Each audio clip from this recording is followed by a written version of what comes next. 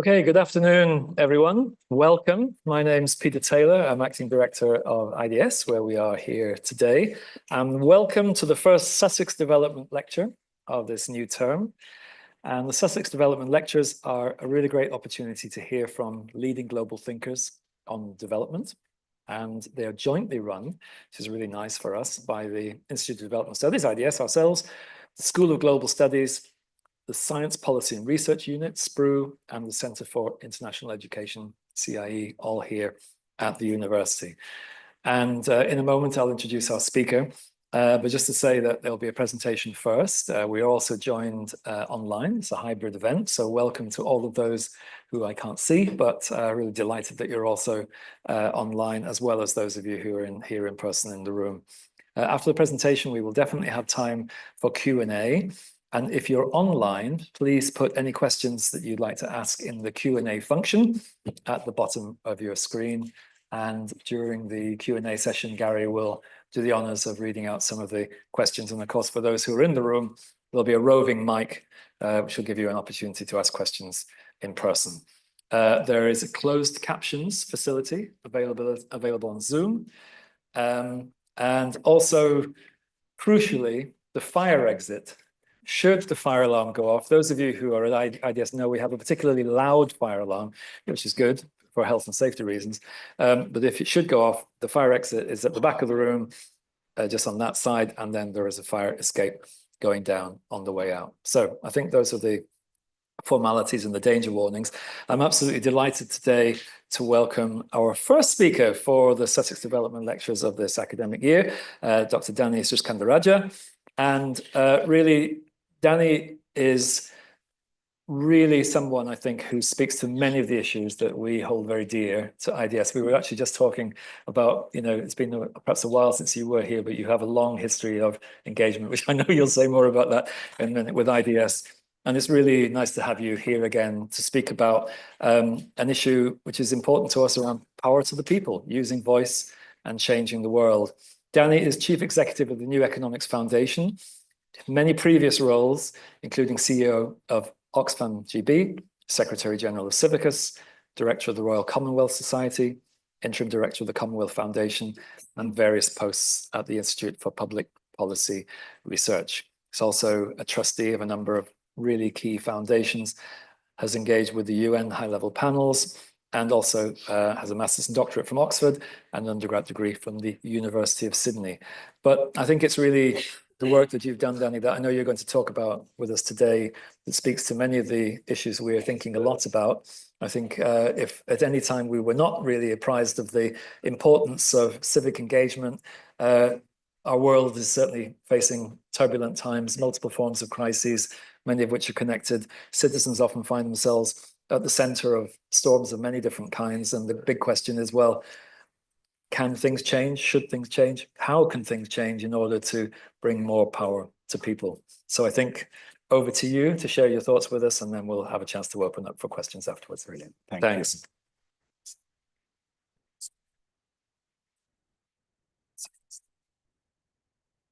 Yes. All right. Thank you very much, Peter. Good afternoon, everyone. It's a real pleasure to be here, to be back. I was a graduate student, as Peter says, at Oxford about 25 years ago, 26 years ago I started. Felt really fortunate to have come to one of the world's best universities to study development studies, but felt secretly a little bit jealous that I wasn't at IDS. And Mick won't remember, I suspect.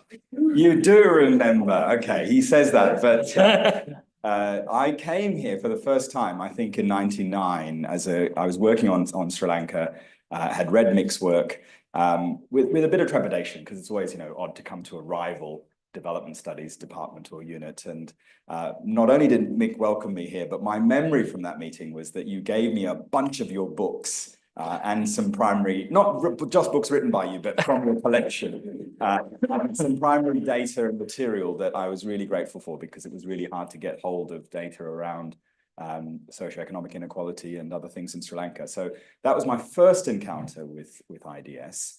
But throughout my career, the things that I've been most interested in and most passionate about as Peter says, have been at the heart of IDS's work for a long time. And the word participation is probably the word that best reflects, how IDS was a pioneer in that area, but certainly throughout my career, the notion of involving and engaging people in meaningful ways in all that we're trying to do has been a consistent thread in my career.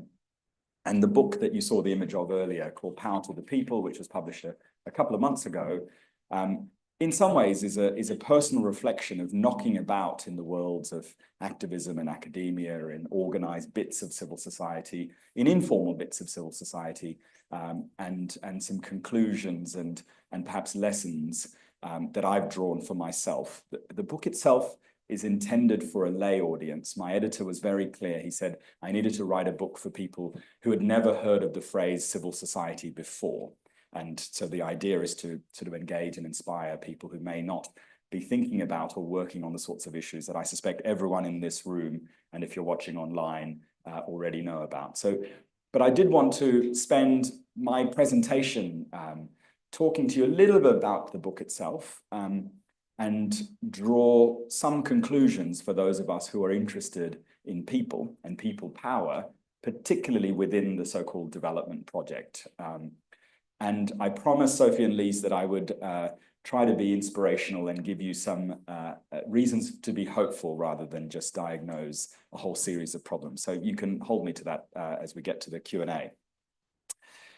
But the other connection to IDS, which actually relates to the book, is Robert Chambers.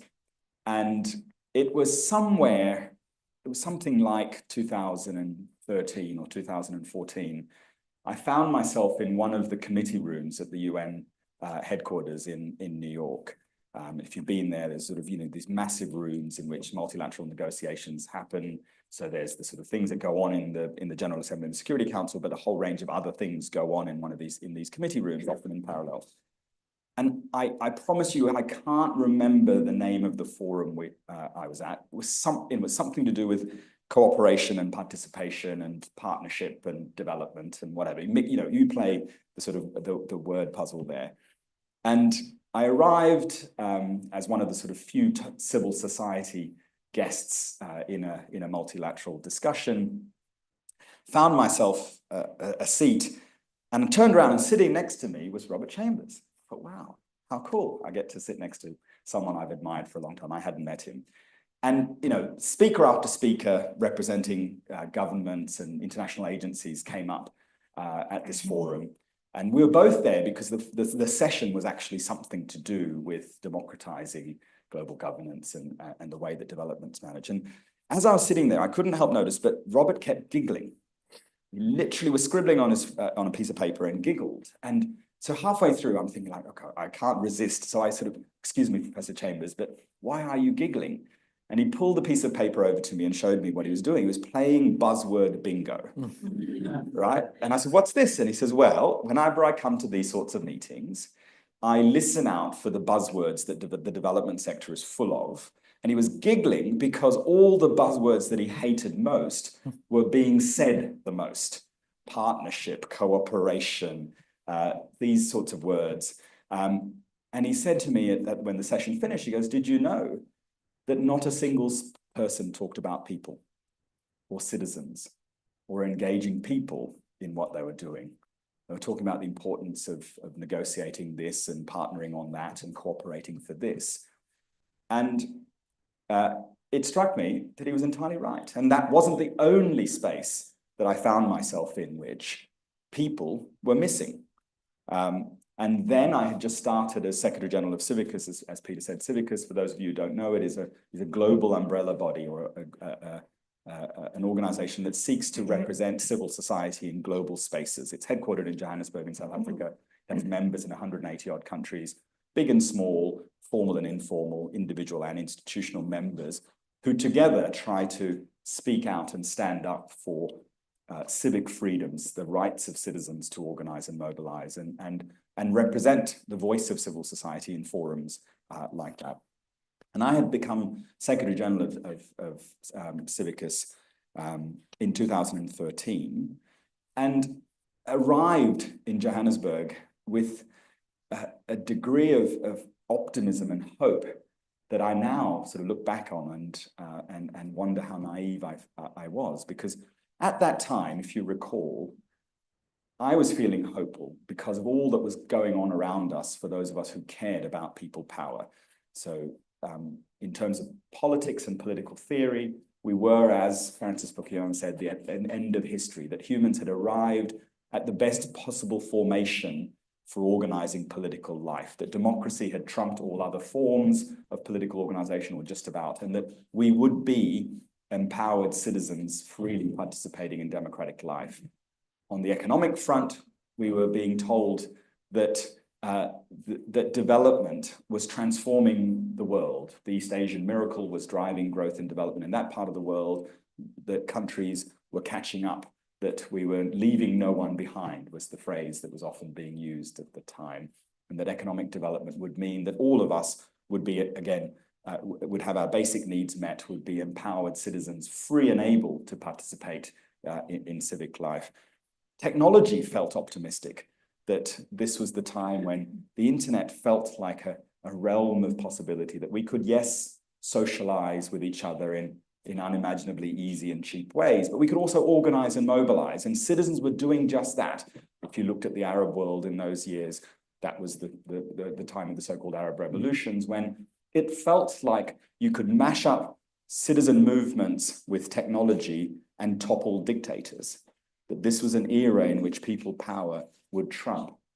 And so I used to think at the time, in fact, the phrase I used was, this should be the century of the citizen.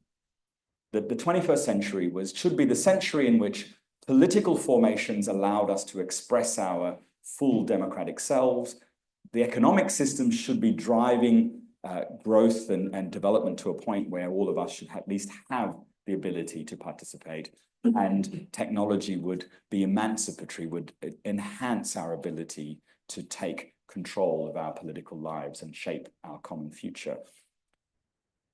Sadly, and I suspect I don't need to say this to you, the last decade or so have been truly awful. On every one of those dimensions, we seem to have gone backwards and continue to go backwards. And the book, in some ways, is a reflection on four aspects, four systems, if you will, that I think not only are people missing, but people's voice, people's participation is being deliberately undermined. And those four systems that I care about, and there are many ways you could cut this, but the way I see it is that democracy is failing to provide meaningful participation for people across the world in relatively mature ones like this one, or in other more newer democracies.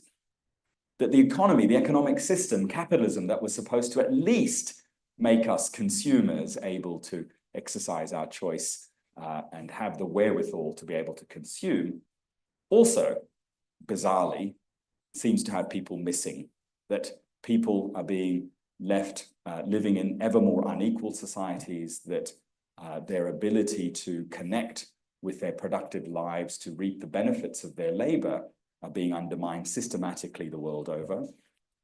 The digital space, far from liberating us and making us better able to organize and mobilize, seems to be the arena in which we are surveilled ever more, in which our freedoms are being curbed, and the very spaces and platforms in which we were supposed to come together, the digital agora itself has been so fundamentally privatized that we have become the commodities in the so-called digital public spaces of the 21st century.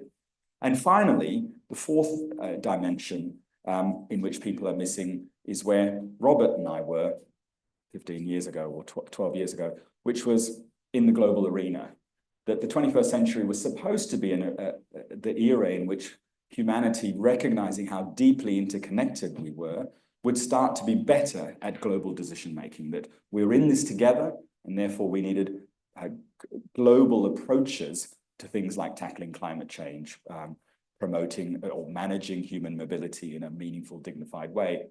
But there too, in global decision-making, not only are we seeing decisions that are hardly meeting the needs of today, but they are fundamentally excluding the voice of citizens, of people in global decision-making. So in each of these arenas, I think we have systems that are systematically undermining the ability or preventing the ability of citizens to meaningfully engage. And the good news is, where I will end, is that I think in each of these systems there is possibility for dissent, for radical change, for transformation, and to evolve systems that do put people much more centrally in the heart of what they do. So let me just run through the sort of diagnosis, if you will. Democracy, yes, on paper, almost all of us on the planet live in some form of democracy. Sadly, it's on paper for far too many of us. But even those of us who think we live in relatively mature democracies, let's take this one, for example, where we think we have a healthy functioning democracy. Wherever I look, there are some really, really worrying signs. Take the last general election. There was a lot of talk about the so-called supermajority, that Labour would win a supermajority and would use that power to do all sorts of things. What actually happened in that election, the real supermajority I worry about, are the 19 million people who didn't vote, the highest level or the lowest level of voter turnout for many decades.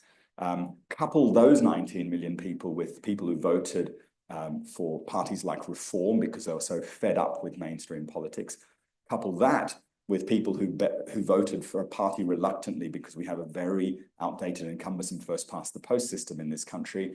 And that's your supermajority, people who just don't think that party politics and elections every few years does it for them, that meets their sort of desire and thirst for participation. But that's just the formal institutions. Let's look at the rest of democratic life. Let's take civic freedoms, the three fundamental freedoms that we should all, every one of us, enjoy: the freedom of peaceful assembly, the freedom of association, and the freedom of expression, the three civic freedoms on which democracy should be built. Sadly, wherever you look in the world, those freedoms seem to be undermined. Civicus has something called the Civicus Monitor, which is a almost real-time assessment of these civic freedoms in every country of the world. It's been around for about 10 years.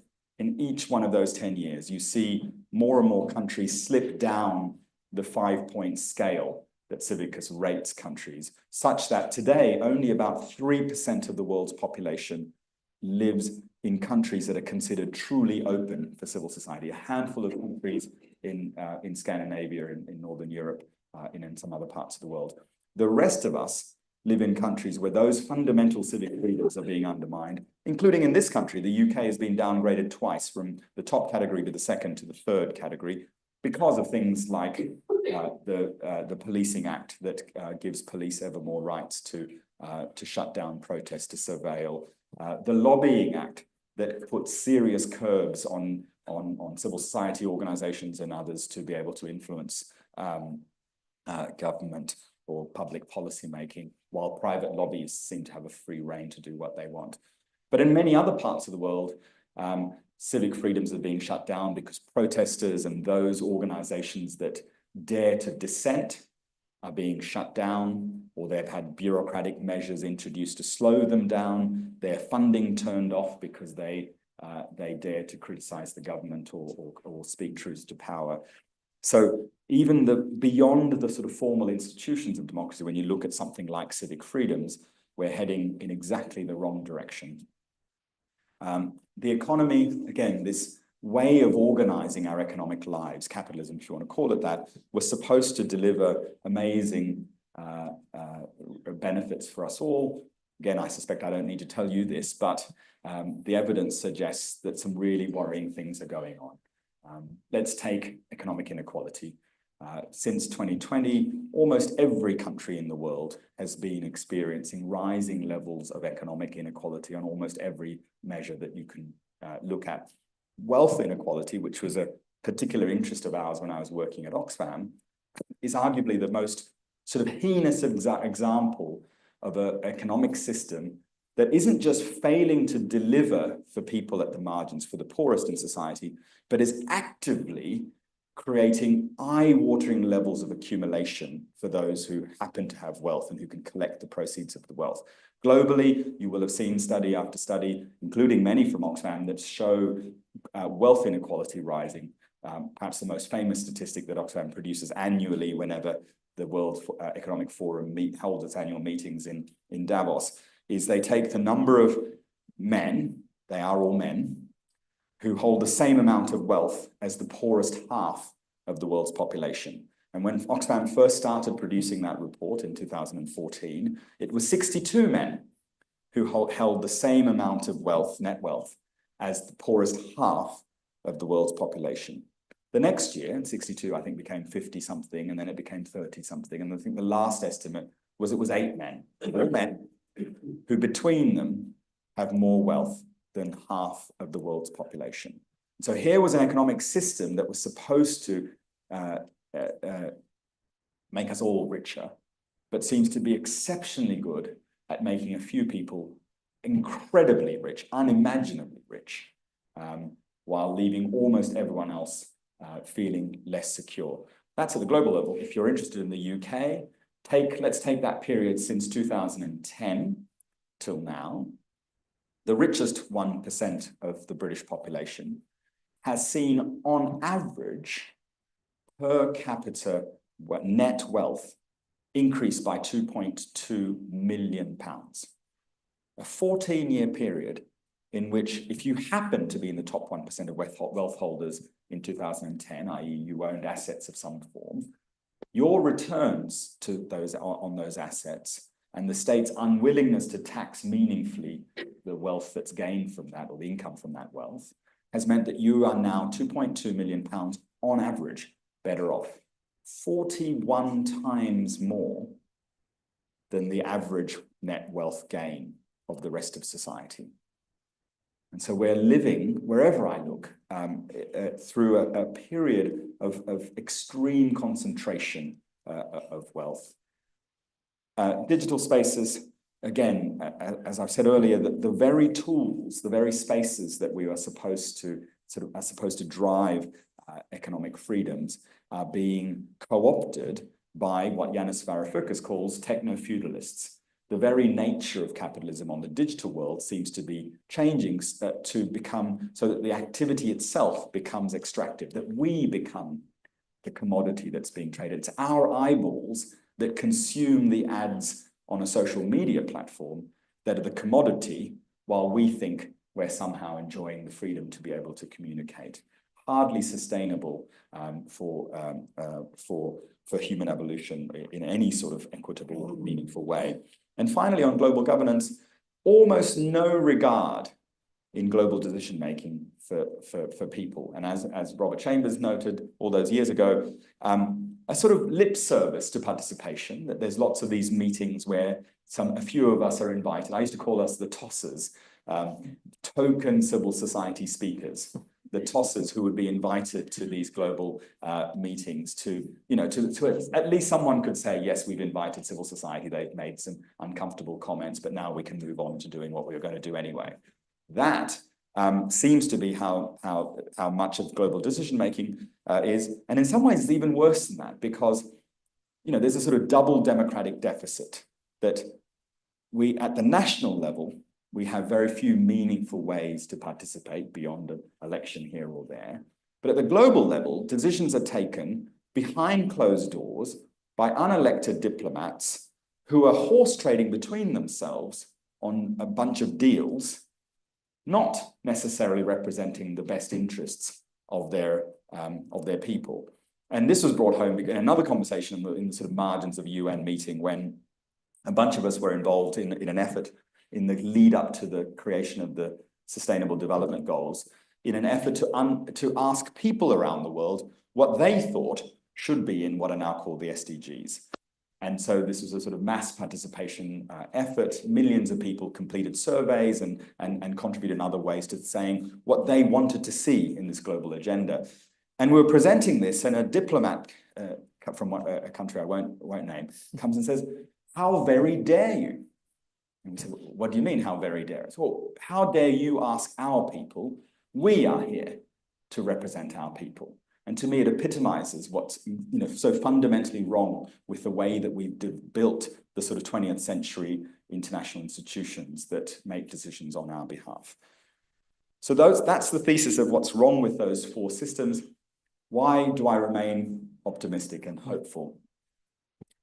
First, it's because almost everywhere I look, the answers for how we reform and improve each of those systems are already out there. In many cases, humans have already been experimenting with or manifesting far better ways of organizing life. Take democracy, for example. We've come to believe or be told that this particular form of representative democracy that seems to dominate political systems around the world is the be-all and end-all of democracy.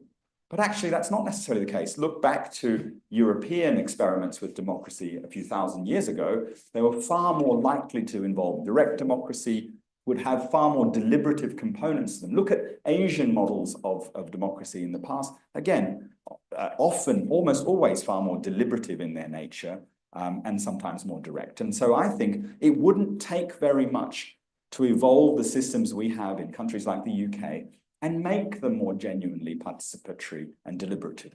Take the House of Lords in this country, which, in some ways is the most ridiculous way that a mature democracy can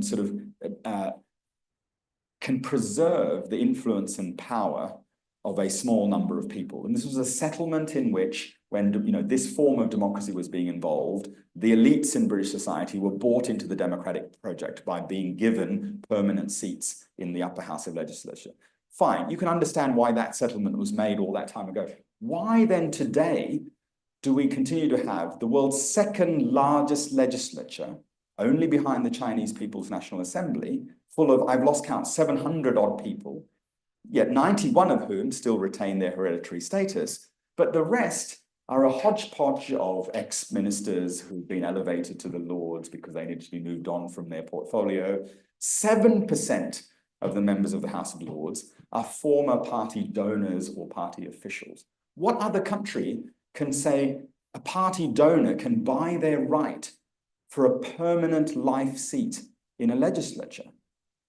And yet we allow and tolerate this, and sometimes in some cases celebrate this. Why not? Keir Starmer made it a manifesto pledge ahead of the last election that he would finally reform and end the House of Lords. What he's doing is the government is proposing ending the right of those 91 hereditary peers. But why not make that a House of the People? We could, through a constitutional assembly, consult people on how to bring civic voice into the legislature by, for example, converting the House of Lords into a permanent citizens' assembly, where through sortition, a representative group of citizens could be elected or appointed for, say, a period of 2 or 3 years. They'd be paid a stipend or a salary. Their job would be protected if they were in employment. They'd be given a few months to settle in and learn the ropes of what a House of Review might look like.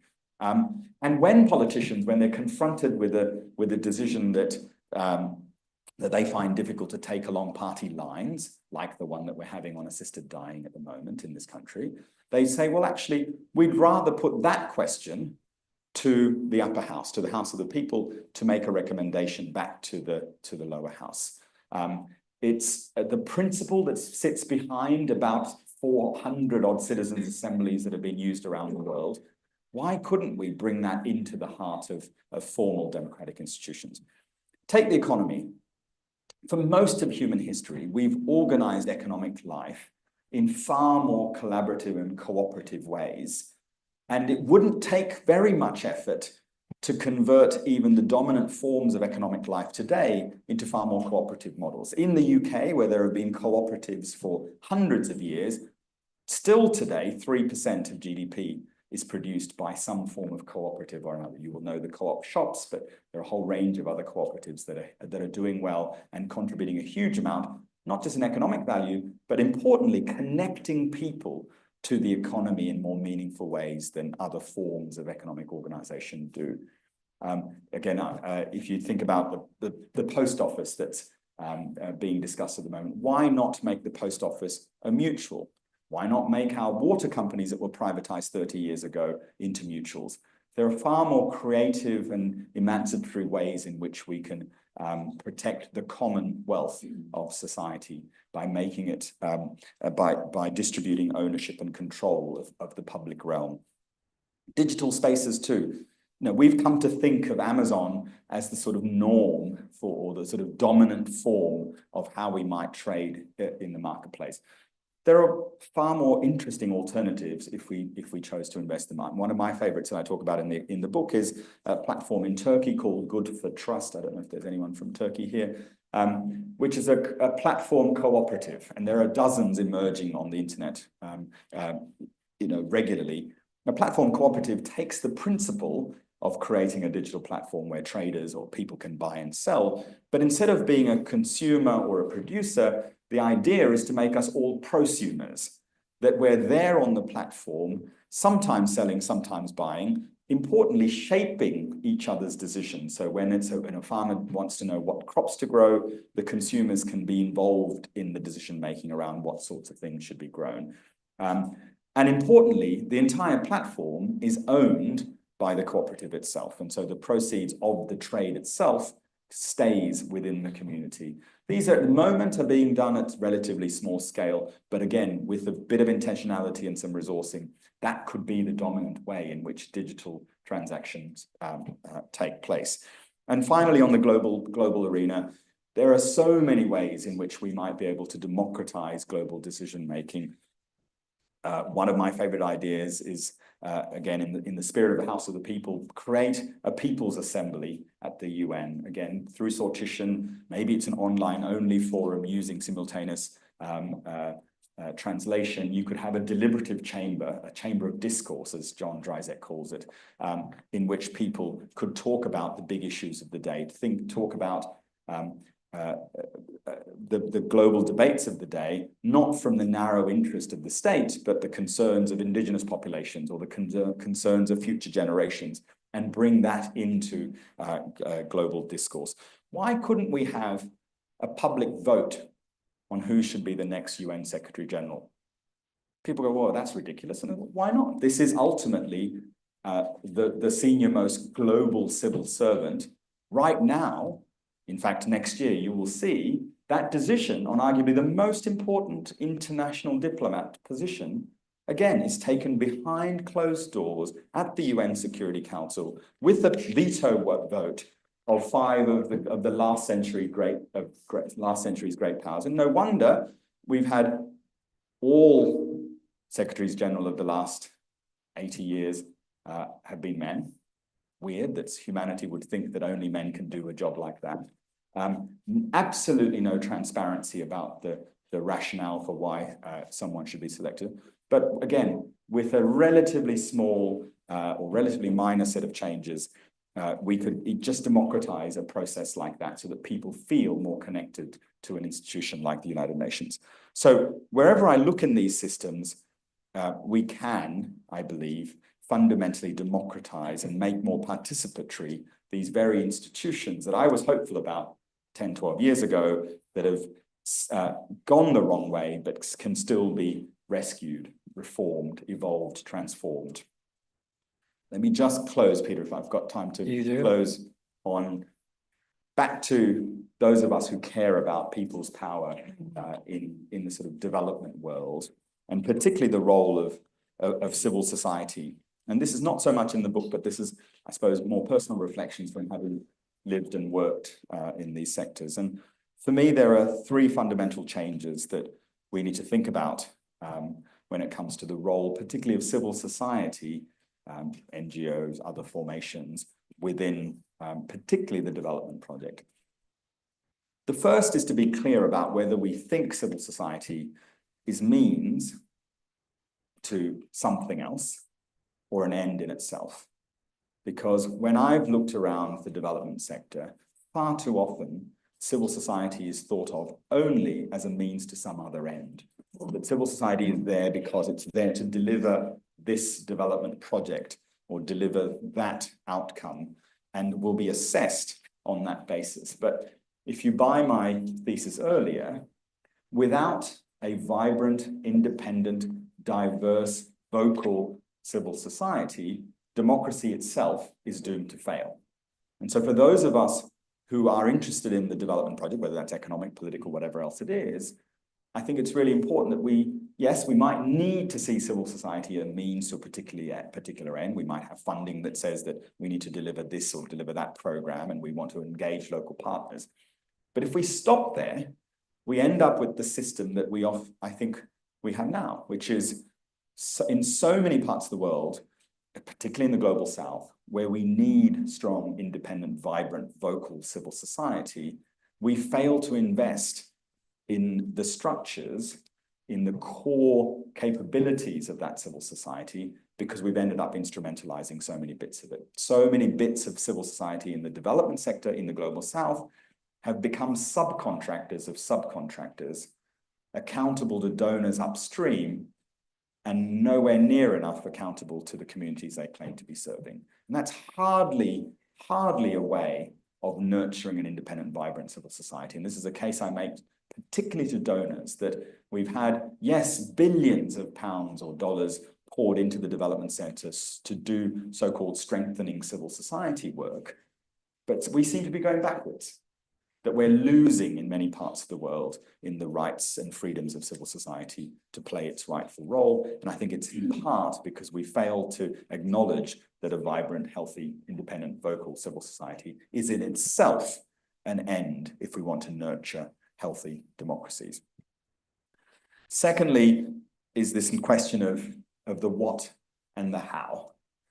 And I think in some ways, those of us who've been involved, especially in the sort of development NGO world, have focused so much on the what, we've neglected the how. That we've said, okay, our job is to save people's lives or to end poverty or to deliver that program or to strengthen that civil society organization.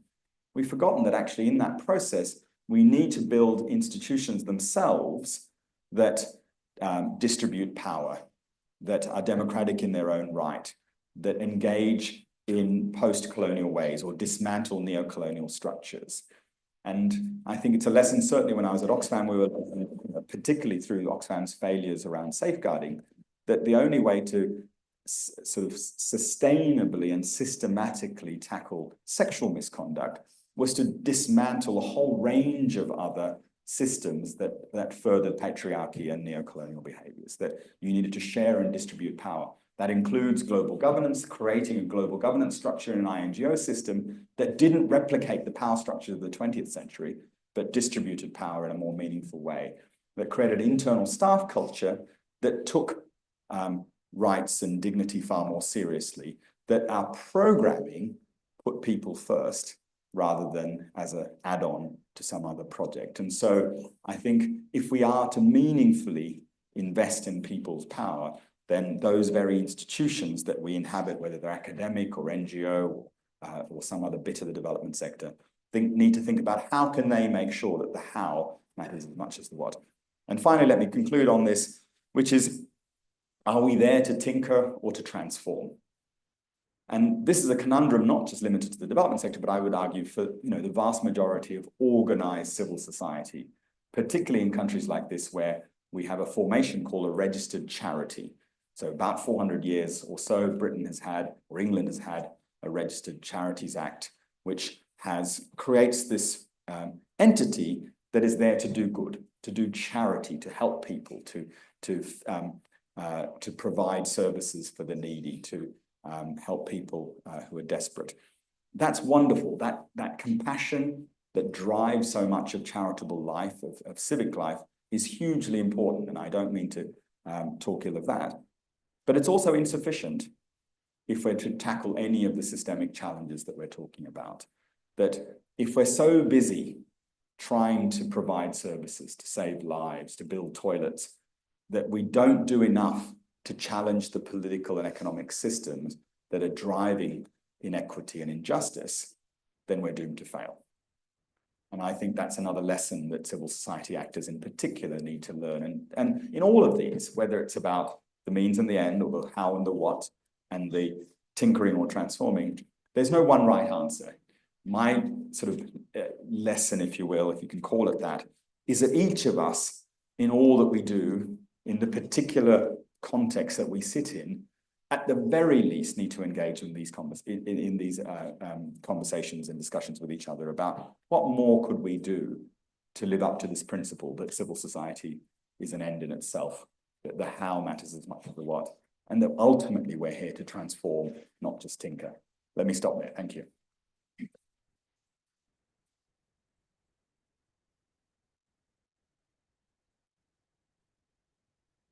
Brilliant, Danny. Thank you very much indeed. Really thought-provoking. I really like the way that you brought it round to the end about ways in which we must change. I mean, interestingly, IDS itself, we are a charitable institution according to the law that you just mentioned, and who we are, how we work, what we work on, and who with, and how we work within ourselves. These are all important questions that we need to reflect on as well. So I really like the point that you brought it back to us to think about what do we need to do, and I think that's a really important question. You've given us a really great, I suppose, a sort of overview of that idea of the four systems, about democracy itself not providing meaningful participation, the economic system itself, which we live with still, and perhaps is deepening, tends to just not include people and actually undermines freedoms and creates further inequality.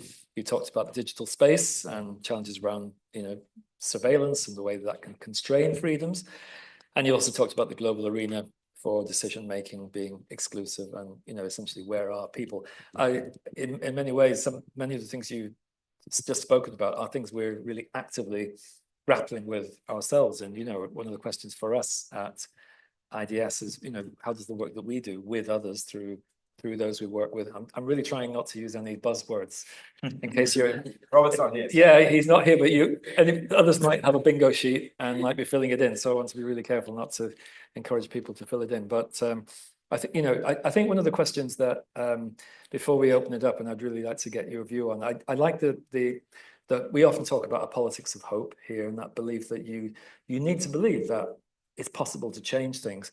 It did strike me early on, you actually said, perhaps it was a Freudian slip, you said, an era when people power should trump.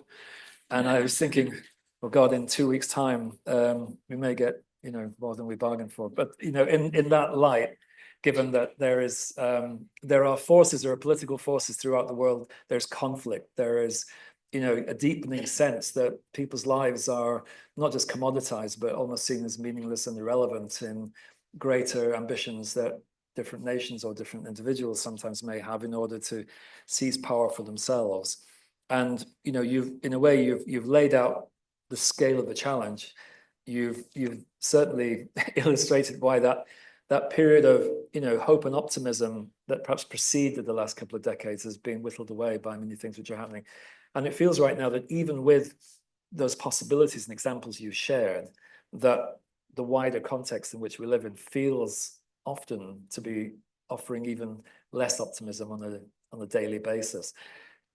Perhaps just before we open it up to other questions, what's your sense about, what's the sort of starting point? Is it about sharing more of these examples and reminding others that there are ways to do this, that we do have histories, that we do have examples to draw on? Is it more about advocacy? Is it more about bringing people on board? Perhaps it's a combination of different things, but for all of us, when we go from here, you might say, obviously there are things we can do. What do we want to sort of see happening to try to catalyze the movement towards hope that you've just laid out? That's a big question. Yeah, that's a very big question with lots of sub-questions as well, I think, if I spotted them correctly. Yeah. So people often say, well, how are you so hopeful, despite the fact that you've speak about in the book all these sort of negative trends? In fact, the book opens with a bunch of data about how frail democracy how frail a state democracy is in, not just because of the rise of right-wing populists or autocrats or dictators around the world. But for me, I think these are symptoms of a system in deep distress. So if you take the sort of Trump phenomenon of there is a significant proportion of the US public who are deeply unhappy about the way they see their society working, how politics is failing them, that elites are controlling a whole bunch of decisions. I may not agree with them, but I share their concerns about the frailty of the system. And in the same case here, you've got 10% of the British population or electorate voting for a party like the Reform Party, many of whom we know from public attitudinal work, again, are fed up with a system that they feel is not sort of meeting their thirst for participation. And so in some ways, if we see it as that, and we think ahead, so well, the answer is not just in fighting the rise of the far right. That's important. I'm not saying it's not, but it's to start to think through, well, what might a better system look like that makes, for more people feel more engaged with the political system? Because ultimately, democracy, at its simplest, is about creating a system in which we may not agree with the decisions taken, but at least we trust that the system is acting in our best interest. And that's where I think we're really struggling. So I think I'm hopeful in that sense. Where should we start, or what should we do? Certainly, I've found it very helpful for my own sort of hopefulness to look through these examples, and the more I look, particularly in history, the more inspired I am, because there's many of these problems don't necessarily need new answers. We might need sort of to adapt the way that they work. But in some ways, humans have designed the mess that we're in, and we can just as easily design the answers to the mess that we're in. And so that makes me hopeful. And finally, there are people who see civil society, which, by the way, I didn't define. I should have, it's a sort of arena in which citizens come together to organize or take collective action outside the state and the market. That's the sort of definition that we used at Civicus. You can see that as really important because of sort of associational life, that, again, democracy needs people to come together and form communities of interest and communities of practice of one form or another. That's really important to get stuff done, to supplement or complement the state when it's failing to deliver, to speak out.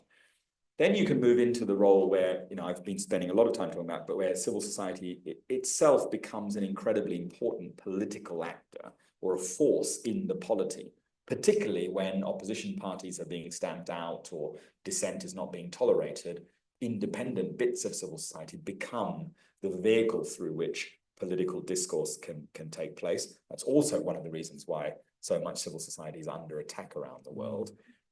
And then fundamentally, and this is why ultimately I'm hopeful, is there's a sort of Aristotelian notion of civil society as key to human flourishing, to what he called eudaimonic lives, that ultimately we as social beings need to connect with each other in meaningful ways, to deploy our skills, whatever they are, to find fulfillment. So that, whether that's being a volunteer coach for my kids' football team, or making a poster for the protest march that I'm going on, makes me feel more empowered and more fulfilled. And so that and this shouldn't be a particularly sort of, for many people who've been activists, the struggle is as important as the end. And particularly in a society where we're feeling, divided, disconnected, dislodged by what's happening in the sort of digital world, going back to those first principles of why civic life matters is important. And when I talk about that with all sorts of people, including people who never think about these sort of issues, that seems to work most powerfully in inspiring them to see, okay, yeah, I get that. I see why that's now important. That's important. It's not just because of the role of associational life in society. It's not just because of the politics of what's happening, because ultimately human flourishing will need a sort of vibrant, healthy civic life. The sort of undergrowth, if you will, of human participation is essential, and people get that. And that goes beyond party politics or left, right, or whatever division that you want to think of. Great, thank you. And I think that ability to communicate some of those ideas in ways that you've just done is a really important part of the story, actually, because I think often these are seen as quite abstract ideas, but bringing it down to a sense of meaning that people can relate to themselves is very, very powerful. Yeah, thanks. Good. Let's open it up. Do we have a roving microphone? Lots of questions already, all at the front. We'll start at the front and we'll move back, and we'll also have some from online. So let's start. Okay, James, you were first, and then here, and then we will start working backwards. First, is it okay if we take three? Sure. Batch, Danny? Yeah. And if you just introduce yourself, trying to be not too long. Thanks. I'm James Georgilakis from IDS. Danny, I just wanted to press you on that point about, it seems to be to me on the left, we see there's good people power and bad people power. And the good people power we love, it's progressive. Essentially, it's good because it aligns with our values. But bad people power, we dismiss as populism. They've been misled. We even perhaps infer sometimes they're a bit stupid, I think. Brexit was a good example of more direct democracy. The recent violence on our streets against immigration and peaceful protest. How do we deal with that paradox of the good and the bad versions of popular movements and citizen mobilization? Thank you. Thanks, James. Thank you. My name is Niamaz Zafri. I'm IDS alumni and currently PhD researcher at Global Studies, School of Global Studies. My question is there any concerning body or entity that really looks for those vices?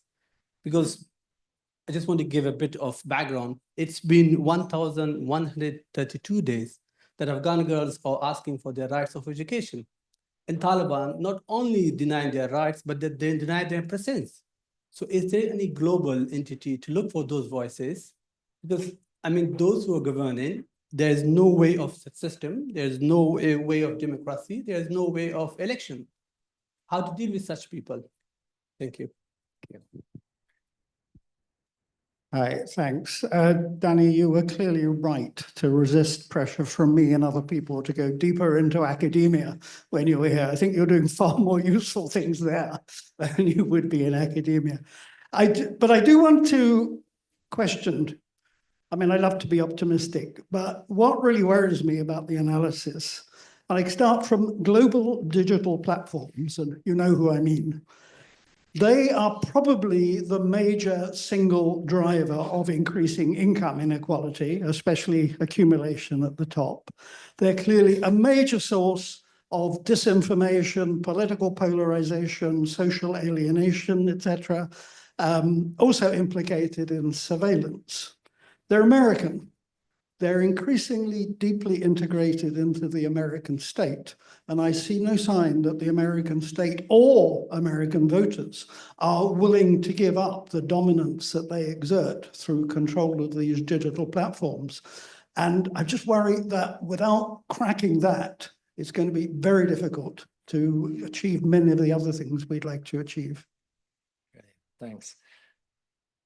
Danny, do you want to have a crack at you're going to get pushed on some really tough questions. That's right. I expected no less from IDS. Yeah. This is not Oxford's Development Studies Department, where I'd be treated kindly and asked gentle questions. So on, James, on your point around, sort of good and bad civil society, it's funny, when I was writing the book, I was very tempted to have a whole chapter on sort of civil society that I happen to dislike. But I didn't, because I think I've come to the sort of where I sit now is that there's no such thing as bad civil society, right? There's civil society that yes, there are civil society voices that undermine, human freedoms or human rights, and which we should challenge. But to dismiss bits of civil society as somehow disagreeable, or question the right that someone has to, that perspective. Now, if they're doing active harm or, fueling hatred, they should be held to account. But that comes part of that sort of social contract that we have these certain rules in which we, protect freedoms. But the good and bad bit is difficult. And I think I agree with where you were heading, which is that, if you are too quick to dismiss these forces as, they're just, stupid bigots, then we're lost. Because we're not engaging with why is it that someone feels that way, and why do they feel that, not only why do they feel that way, but why do they feel disempowered and unheard? Why do they feel like the victim when I feel like the victim? right? And that's the sort of contradictory state that we're in. And I think that sort of particularly in countries like this one or the US, where the sort of the body politic or the mainstream polity is finding it difficult to deal with that. I'll just move to Mick's point on that, which is, yeah, and I agree with your analysis around the sort of digital platforms fueling all of those things: wealth accumulation, disinformation, undermining democracy. I mean, we had Elon Musk a couple of days ago running a lottery. I don't know if you guys... £1 million a day. Yes, a lottery to get people to sign a petition, not to register to vote, he says, but to sign a petition that champions particular right-wing views and encourages people to vote for one particular party, and all sorts of other things, mischief making going on. On the sort of narrower point, part of what we're playing catch up because regulators, particularly at the national level, are sort of 10, 20 years behind where they need to be in terms of effective regulation of the digital world. And they're finding that it's such, the playing field is so skewed now because of how, not just thoroughly global these entities are, but how powerful they've become. And I would say, by the way, it's not just American, right? So some of the biggest digital corporations in the world are Chinese now. So Alibaba, Tencent, and so on. And they rival the likes of the GAFAM, as we call them, Google, Alphabet, and Facebook, and so on. But it is, and then so you could argue it's sort of doubly bad because there's a sort of industrial complex in the US and China that's trying to play for digital space, if you will, or capture of the digital world. But I do think that's where we need, it comes back to what is the role of the state, that ultimately the state is not just there to protect our freedoms and meet some of our basic needs, but to discipline capital. And seen through that lens, we have it's woefully inadequate how digital capital has been regulated. And even attempts like GDPR, that the European Union's attempt to protect to some degree digital rights and privacy, were lobbied, the tech sector lobbied so hard against it. But again, if you're an optimist, you can say, well, at least that shows that multilateral action on something like GDPR not only happened to, improve data protection in the EU, but it was such a powerful tool that it's now being replicated, or it's being copied or matched, mimicked everywhere else. So with GDPR, the European GDPR is quickly becoming a global standard. Not a perfect one by any means, but at least it shows that it can be done. And part of the challenge is that the UN, it doesn't have a mechanism that's able to do that. One of those high-level panels I sat on a few years ago was the UN. Antonio Guterres, the first high-level panel he set up was on digital cooperation. He asked about 20 of us, and we spent 18 months trying to think through how might global regulation of the digital sphere help deliver equity, privacy, dignity. I think the answers are there. We just need a bit of political will to sort of create the sort of global momentum for effective regulation. But we shouldn't underestimate the powerful nature of some of these actors. And then your point, I mean, I suppose that also relates to the sort of the inadequacy of the global institutions we have to take seriously some, human rights breaches or failure to deliver equity when it comes to girls' education, as you were saying. And, it is a bitter irony that the Charter of the United Nations begins with "we the peoples," right? For me, one of the most emotive, powerful sentiments that humanity has come up with, that we agreed in the aftermath of a brutal world war, that we would create a set of global institutions that would start with "we the peoples," that we're all in this together, and we're going to build peace, development, and democracy through a set of global institutions. What we've created is a system that's entrenched the power of nation states, particularly those who were in the ascendancy in the mid-20th century, and just pay lip service to citizen participation. And the very instruments that are supposed to protect human rights are co-opted by powerful states. They become a sort of battleground for a whole range of other things that are so far removed from from the things that matter. And for me, the starting point, why I come back to the point about democracy, is effectively we need to see this as a sort of double democratic deficit. As you say, that there are some countries in the world where democracy doesn't exist or is frail, is not working, is struggling. And we've got a global order in which that is worsened because of the way that system works. And again, there's no one answer to any of this. Please don't get me wrong, but it's about saying what can we do, obviously, to improve and sustain or strengthen democracy at the national level, but also can we come up with better ideas to make it work better at the global level as well.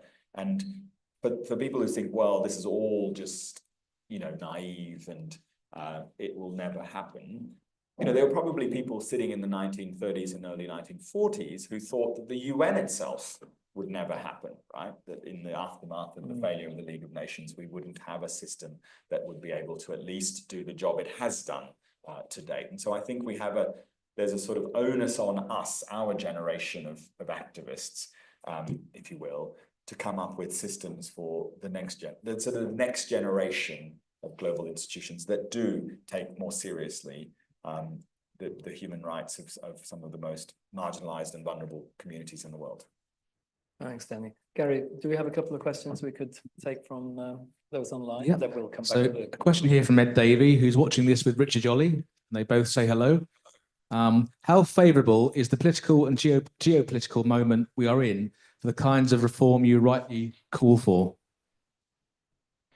And another question here from Rosie McGee, IDS Fellow.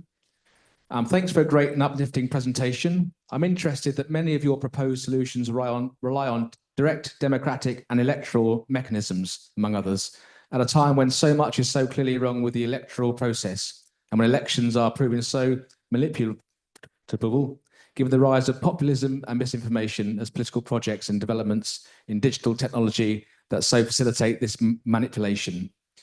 I hear you on the need for far more deliberative democracy, but can you comment on this point about electoral democracy?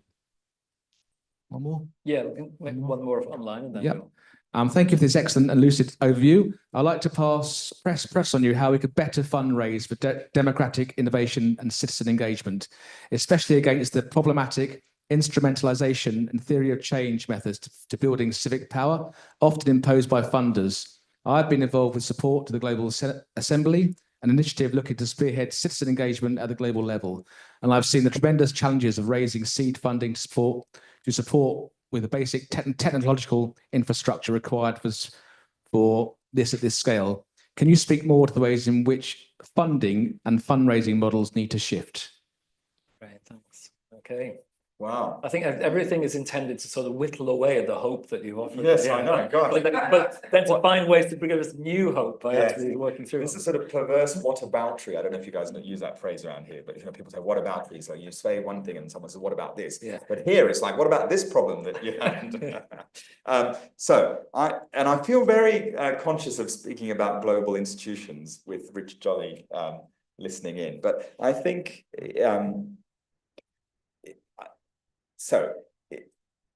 how do I feel about this geopolitical moment? It is scary. A very senior official inside the UN who has worked in the system in one form or another for decades, she says it's the worst she's ever seen it. That not only is the system is broke, it's begging for resources. There are major states that are not just trying, some are trying to co-opt the UN system because they see it as a vehicle to pursue their national interests in a more aggressive way. Others are fundamentally trying to vandalize it and dismantle it. And so I don't want to underestimate the sort of fragility of the institutions that we have, as imperfect as they are. They're doing a job at the moment. But I think, whether you want to sort of frame it as from crisis comes opportunity, or that the lesson I'm taking away from this is that, again, those institutions are not doing the job we need them to do, and therefore we need to sort of come up with better ways of organizing those institutions. And I'm really interested in the point about Global Assembly, which, by the way, I refer to in the book because it is, for those of you who don't know it, it's a fabulous, I hope I don't misrepresent it, but it's a fabulous attempt to bring citizen voice into particularly into global discussions about climate action. And I think some donors are starting to understand that at the national level and the supranational level, we need to invest in these mechanisms to channel civic voice. Partly, again, I hope I've understood this correctly, that when representative samples of people, of citizens, are asked to consider what climate action should be taken, they come up with solutions generally that are more ambitious than elected officials or unelected diplomats seem able to come up with, because those people seem constrained somehow by what they think are, what citizens will tolerate, or they don't want to. They're beholden to vested interests, or they're so lobbied on by the fossil fuel industry that we have, it takes 30 COPs to finally get the phrase fossil fuels into an international text. I mean, how ludicrous that our politicians can't, even acknowledge the damage being done by fossil fuels. Turns out, when you ask nationally representative citizens from all around the world, in different parts of the world, sitting in their national groupings, they come up with far more interesting, bold, ambitious solutions. And so one of the arguments I certainly make to funders, but everyone else, is that if you really want action and to sort of break through the diplomatic impasse we have, say, on climate action, bringing citizens more to the table, or to the table in more meaningful ways, is essential. But better still, if we do that and institutionalize those mechanisms, we will then start to evolve the next generation of global decision-making systems. So I think there's a sort of test and learn approach that you are leading by example on elections. So I think we can do better on elections, and this idea that we have elections every few years, every 5 years at the national level, and that's somehow enough, particularly with the sort of very crude electoral systems that many countries have. I do agree is problematic. And you could say, well, one way to improve that is to just make that system more interesting, have elections more often. Why not? Not necessarily at the national level, but in different ways. But then the deliberative bits are where, for me, it gets interesting. So, James, you mentioned Brexit, for example. Again, fascinating experiment done soon after the Brexit referendum here, that again took a citizens' assembly, gave a cross-section, a representative cross-section of people, adequate time to deliberate on the pros and cons of Brexit and how it should work out. Came up, that group of representative people came up with a far more interesting set of recommendations than a sort of crude yes, no, in, out referendum does. And so, referendums or plebiscites have their place, I think, in sort of democratic life. But there are instances, we saw it in Ireland with the laws around abortion, where citizens' assembly can help, come up, or deliberative mechanisms can come up with hopefully answers or recommendations that more people are prepared to buy in, without the harm that's often caused by sort of binary choices done at the national polity with limited information and with sort of instrumentalized by political actors. So I recognize the sort of limits on elections, but I think there are, this is about augmenting formal democracy with these other mechanisms, as we used to in much of human history. Okay, thank you. Right, let's see. Yes. We take only hopeful questions now. Yes, with answers. So we've got two, Jody, and then, just behind. Yeah. So. Hi, thanks very much for your presentation. Jody Thorpe. I'm a research fellow in our Business Markets and State cluster, and we're working to a degree on economic democracy. So I'm going to ask you about that. And hopefully it's a more hopeful question. But given the limited time, obviously you weren't able to go into depth on some of your thoughts around democratizing the economy. But what I took away from what you said is that it's about distributing ownership and control over the economy through, for example, cooperatives and mutual associations. But I'd love to hear a little bit more. So some of the types of questions I have in my mind is, Is this, are cooperatives the only, or similar structures, the only or main way of distributing control, or are there other models? Are there certain pillars or other kind of enabling factors that are required to really change, to mean a sort of a cooperative ownership is really sort of democratized economy? Are there certain sectors where it's more important or more feasible? Don't have to answer them all, but those are the types of thoughts I have. Okay, yes. I was Okay. interested in, given your new position, one of the only sparks of optimism I've had recently is some of your colleagues have moved into quite senior places in government. So I was interested in, given where you're sitting now, what are the opportunities to push or advocate or take forward some of the ideas that Jodie was mentioning, and how could average citizens who are interested in that become more involved in pushing that agenda? Right, thank you. We'll take one more in this round. Yes, over there.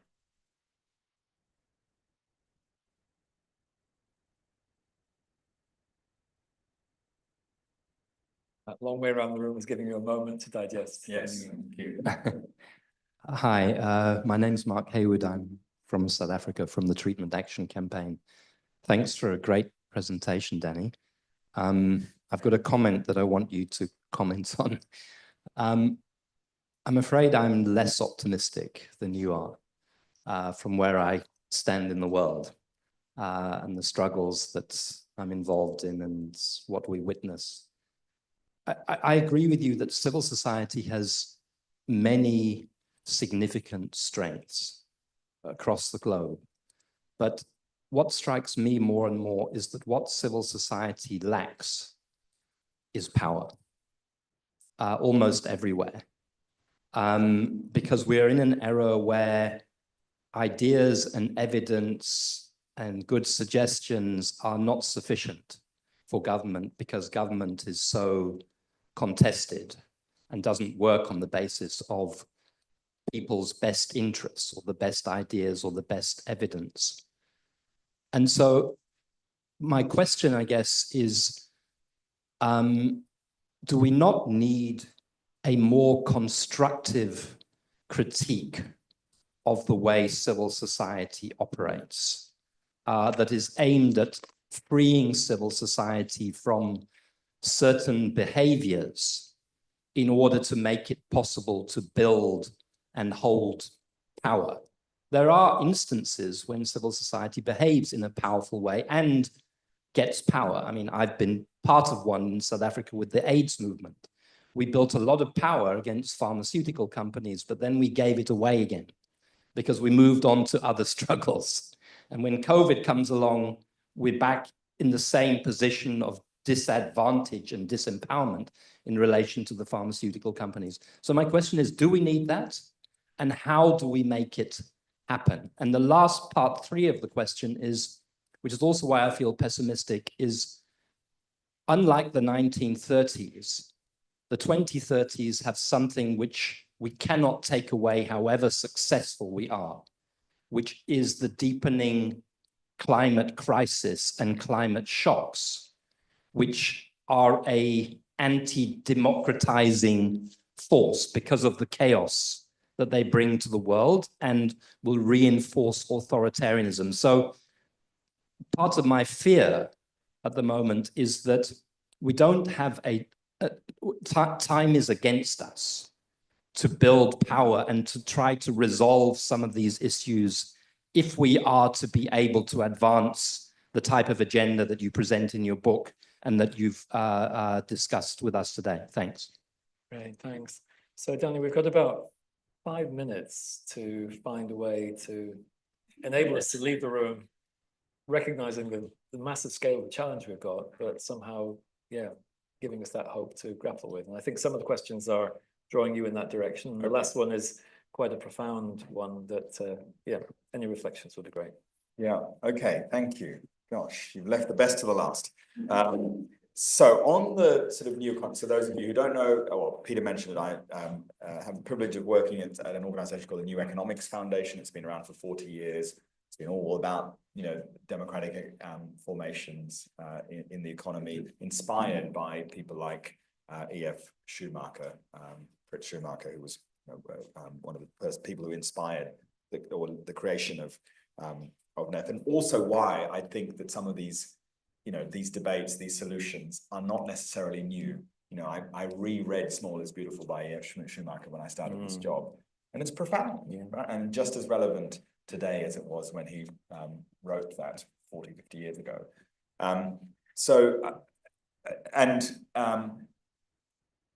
No, I don't have a particular sort of theory or priority list, but I do, I like all the sort of energy around different bits of democratizing the economy. So, cooperatives is one. It just happens that we're doing a bunch of work with different bits of the cooperative sector, with credit unions, for example. I do, but it's not just that. We're involved in a group called a lobby group on the Better Business Act, which so this is the idea that we should change the Companies Act in this country to make all corporate entities take more ownership of their social, environmental, and other impacts. A relatively straightforward regulatory mechanism that can drive more accountability in all sorts of corporate formations. I like shareholder activism, groups like Share Action that are taking, using share ownership to drive behavior changes on corporate boards, and, using annual general meetings to do activism. I like groups like Make My Money Matter. If you haven't heard of them, they're fabulous.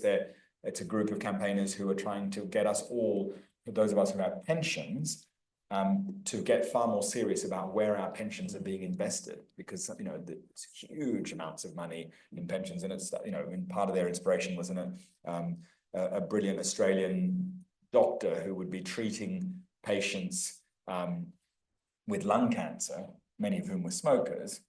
And it turned out by accident, she discovers that her pension is being invested in tobacco companies. She was like, why am I in a world where I'm picking up the pieces of an addiction to tobacco, whereas my money is being invested in these companies? Like, that doesn't seem right. And so there are campaigns. So there are lots of amazing things that are happening to challenge the sort of dominant or dominant forms. The new government, I do think there are people inside the government who are really into some of this. So there's a lot of interest I'm getting from around community banks and bringing more mutuals into the financial sector. Community energy projects, so as part of driving the transition to renewables, continuing to invest in community-owned renewable energy projects was, again, fabulous win-win-win, if you will. Win in terms of driving the transition, win in terms of empowering communities and localizing ownership of common assets and community assets. And even mutuals. I mean, in fact, in the book, I call for the mutualization of the post office. I hear in the papers on the weekend that ministers are considering this as an option. So instead of privatizing it as governments have wanted to, why not make the post office itself a mutual co-owned by those postmasters and sub-postmasters who've been the victim of this egregious sort of treatment by the state, but also the communities that the post office said. So I do think there's some interest, because it also helps to answer the sort of financial constraints that the government faces. This isn't just about pumping a lot of new money, and that's incredibly important. It's about changing the ownership structure and accountability of some of these public institutions. Let me finish with Mark's point in two parts. I think on the sort of, again, let me try this on you around the climate emergency, because there's no, we shouldn't underestimate by any means the sort of the urgency and the implications and the potential for the climate emergency to undermine all the sorts of things I'm talking about. For me, though, it comes back to this thesis that the sort of closer we get to the precipice, that the more prepared we will be to be bolder in some of the solutions that we have. So if you think about climate action, and climate action by any one actor, by any one state, is going to be woefully inadequate.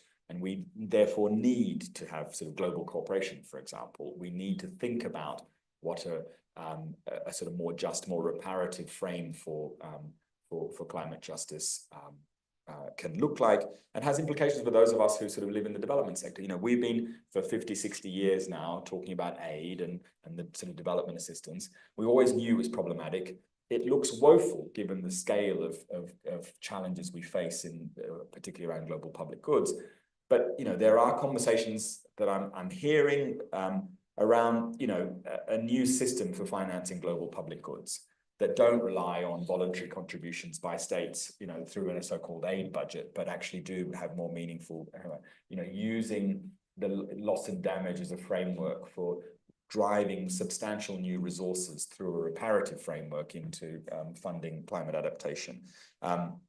So that I think there are opportunities here for some really fundamental changes to the system. Let me finish with maybe a rather obvious story, and it's about Rosa Parks, and it's to your point around the sort of dangers of civil society, because I completely agree with you, and Mark knows this because we've talked about it before, that part of the challenge from the latter part of what I was saying is that the sort of professionalized bits of civil society, the NGOs that I've worked in for almost all of my career, in some ways have become part of the problem, right? Because as you say, they've self-censored, they've projectized social change, they've steered away from politics because they want to stay in the non-governmental space, they've been co-opted by stakeholders that they were set up to influence or change, and so on, or they've bought, they've sold out because they think that change is enough, and so all sorts of challenges there. But to me, the power in civil society is in its diversity, right? So you need those organized bits to do those things too, but you also need all sorts of other things. And as part of researching the book, I went back to the story of Rosa Parks, who I thought I knew that story, because I thought that was the story of the brave 42-year-old seamstress refusing to get up off her street in Montgomery, Alabama in 1955, when the bus drivers asked her to vacate the seat for a white passenger. And I thought it was a story of bravery, incredible bravery by a person, and an unexpected character in that. And that is certainly true. What Rosa Parks did that evening on the way home from work was remarkable. But the success of her actions in dismantling part of the racist state structure in America relied on a bunch of other things that surrounded Rosa. One of which was the Highlander Center, which was created a few years before that by some progressive Americans who wanted to create a safe space for activists from different racial groups, from different backgrounds, trade unions, teachers, and others to come together and to share, to learn from each other, to be in solidarity with each other. And Rosa had been on a retreat at the Highlander Center a couple of years before that and spent 2 wonderful weeks. In her autobiography, she talks about how profound that experience was. The first time that she sat, for example, with white activists talking about a common cause. It was when she learned about some of the techniques around peaceful resistance and so on, right? So yes, shy seamstress, but who'd, was set on a journey, or an important part of a journey was civil society, civic infrastructure, a training ground, a school of organizing, if you will, that helped to do that.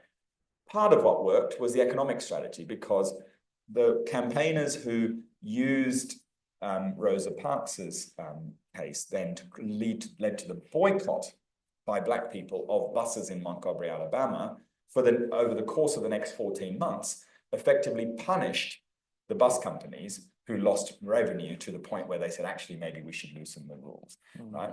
The campaign also was helped by a legal strategy by a whole bunch of lawyers and others who took through the courts a system to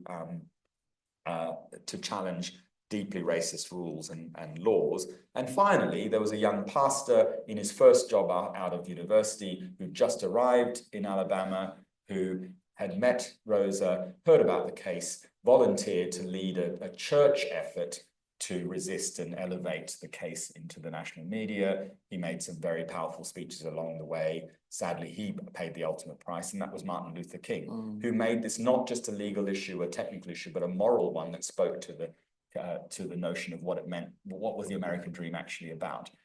And Mark, I don't need to tell you this, because I think some of those things that you were involved in South Africa that were successful, those sort of amazing examples of people power, involved a similar configuration of actors doing things, right? Churches, trade unions, activists on the street, professionalized bits of NGOs, the brave lawyers. And coming back to sort of, it's called power to the people. In some ways, for me, that's a call for us to just be, braver in the solutions we seek, more organized in how we deploy against that. And not that all of us need to do everything the same, because that would be the recipe for disaster, but instead think through how do we nurture people's power in more sort of meaningful, powerful ways, because that will give us the best chance of dealing with almost all of the issues that we've heard about, and the best chance of creating the next generation of institutions in the economy, in the political system, at the national level or at the global level, that are likely to meet the needs of the 21st century.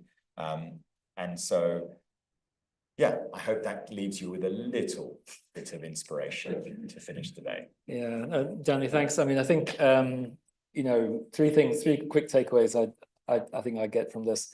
First of all, we need civil society. Somebody asked me the other day, we were discussing this whole question about, the human condition, many of the things you've touched on, and I reminded myself really that, our limbic brains are not as well developed as we would like them to be in terms of human beings, but the knowledge, the experience, the wealth of knowledge knowledges that different people bring to collective challenges is actually what we need, which takes us far beyond what any of us individually is able to do. So many connections with what you've spoken about and work which is going on at IDS, historically, references to the Highlander Centre remind me of John Gaventer and Miles Horton's work, and I'm not sure if John's listening, but absolutely those histories are really important. But work we're currently doing now around democratization and thinking about accountability, citizen empowerment. And then I think the last point I just take from what you've said is that we can't wait. You said as we get closer to the precipice, we can get bolder. I was imagining, well, it's often the case that it's after you've fallen off the precipice, halfway down, you suddenly think, oh, now I realize what we should have done. But we actually now need to do that as we're approaching that precipice. And I think you've given us some really fascinating and compelling ideas about things that we can do, that we need to do now, and that we need to do together. So thank you so much for coming and sharing that with us today. Thank you very much indeed. And just before you all run off, I can just say that the recording of this lecture will be available on the IDS website, and it will be emailed to all attendees.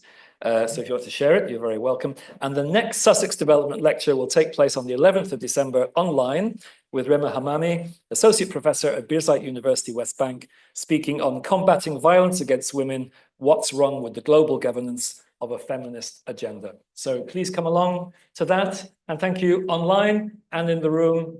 See you next time. Thank you very much. Great, Danny. Thank you.